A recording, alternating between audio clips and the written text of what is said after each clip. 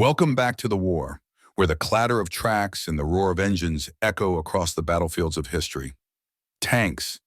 These steel beasts were the backbone of armored warfare in World War II, and the Allied forces had some of the most iconic and battle-hardened machines ever to roll off the assembly line. But what made these tanks so special? Which ones dominated the fields of Europe and the Pacific? And how did they stack up against their Axis counterparts? Join us at Legacy of War as we take a deeper look into the tanks that helped turn the tide in the Allies' favor. And don't forget to comment what your favorite tank is. It doesn't have to be from World War II.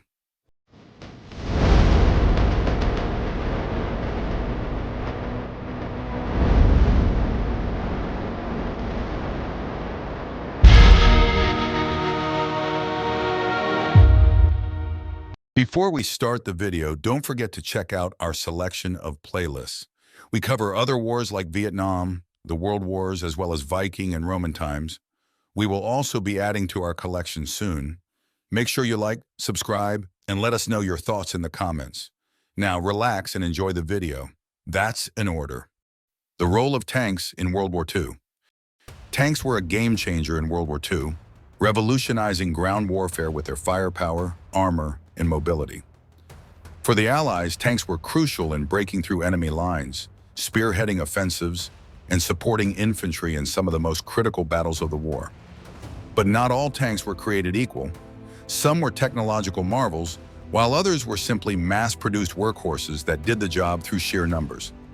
Let's dive into the specifics, starting with perhaps the most famous Allied tank of all, the Sherman. The Sherman tank, the workhorse of the Allies.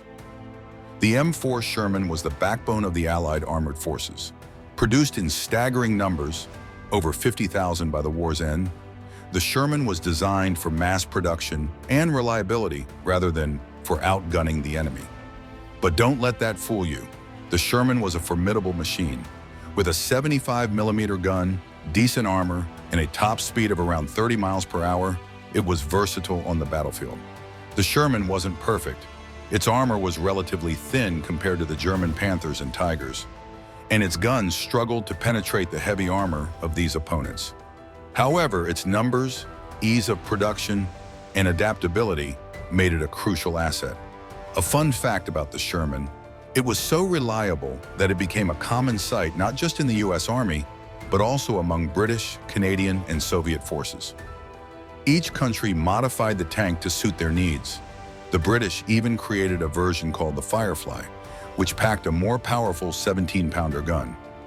This gave it the firepower to take on the dreaded German Tigers. But the Sherman was just one piece of the puzzle. Let's shift gears to another iconic tank that played a crucial role in the deserts of North Africa.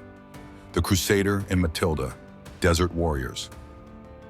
In the sun-scorched deserts of North Africa, the British faced off against Rommel's Afrika Korps. Here, the Crusader and Matilda tanks became key players. The Crusader, with its speed and agility, was well suited for the hit-and-run tactics required in the vast desert. It was armed with a 40mm 2-pounder gun, which was adequate for the early stages of the North African campaign. However, its relatively light armor meant it couldn't withstand much punishment, which was a significant drawback against the heavier German Panzer III Amber tanks. Then there was the Matilda, affectionately known as the Queen of the Desert. It wasn't fast, actually it was quite the opposite. But what it lacked in speed, it made up for in armor. The Matilda was nearly impervious to the lighter German anti-tank guns of the early war, and its 2-pounder gun, while not very powerful, was accurate and could knock out enemy tanks at medium ranges. The Matilda's thick armor and steady presence made it a stalwart defender in the early desert battles. But as the war progressed and the fighting moved into the fields of Europe, the Allies needed something even tougher to face off against the latest German armor. The Churchill tank, the British Bulldog. Enter the Churchill tank, a beast of a machine named after Britain's indomitable leader. The Churchill was heavily armored, with some versions sporting up to 152mm of frontal armor, making it one of the most well-protected tanks of the war. The Churchill was designed to cross difficult terrain, including trenches, and it was slow but powerful. Initially, it was equipped with a 2-pounder gun, but later versions upgraded to a 75mm or even a 6-pounder gun. The Churchill was a formidable opponent on the battlefield, particularly in close support roles. One of the Churchill's defining moments came during the Dieppe raid in 1942, where it proved its ability to withstand direct hits from German guns. Though the raid itself was a disaster, the Churchill's resilience was noted, and it continued to serve effectively throughout the war.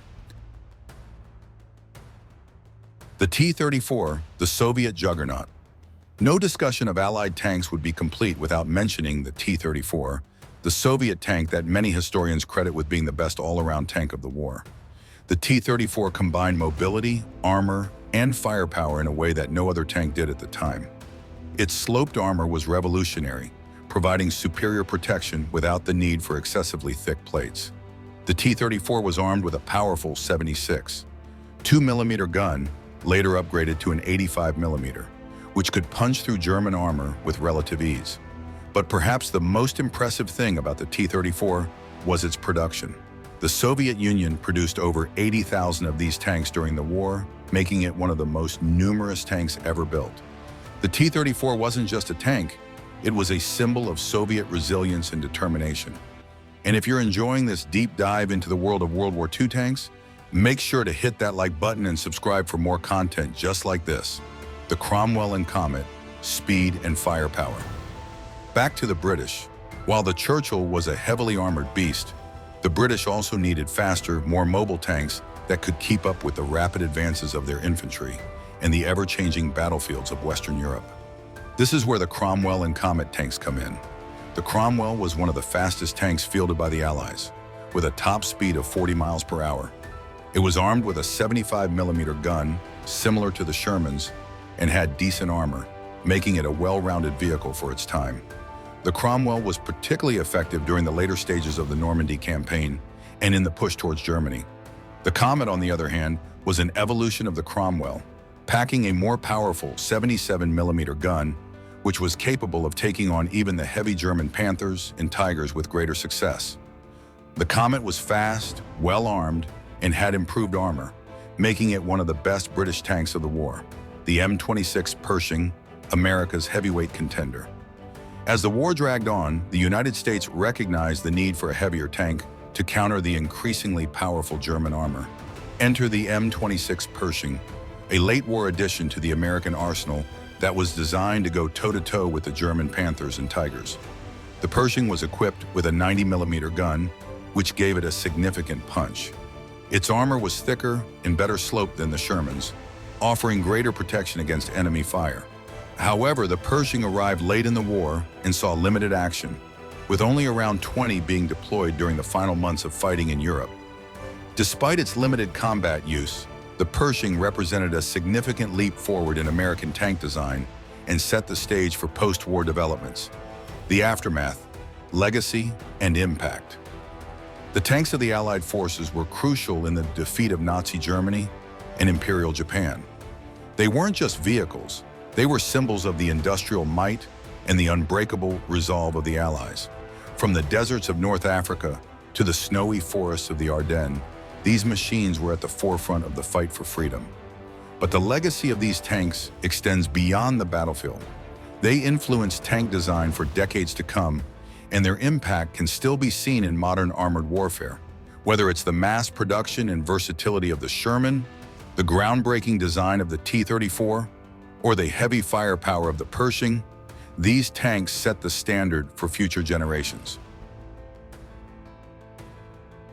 Conclusion: a salute to the steel beasts. So there you have it, a journey through some of the most iconic tanks of World War II. Each of these machines had its strengths and weaknesses, but together they helped the Allies to victory. As we remember the bravery of the soldiers who fought and died in these tanks, it's important to appreciate the technology and innovation that made it all possible. Thanks for watching. Don't forget to like, subscribe, and leave your thoughts in the comments. Check back in again soon. Salute.